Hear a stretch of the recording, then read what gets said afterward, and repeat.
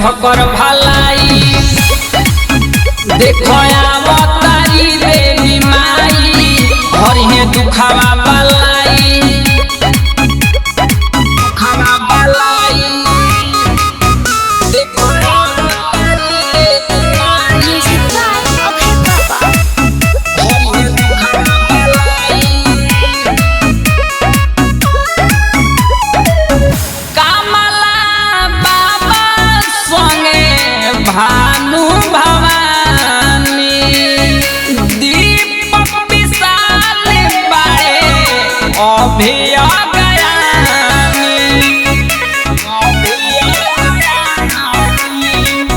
कमला बाबा संगे भानु भवानी दीपक विशाल बाड़े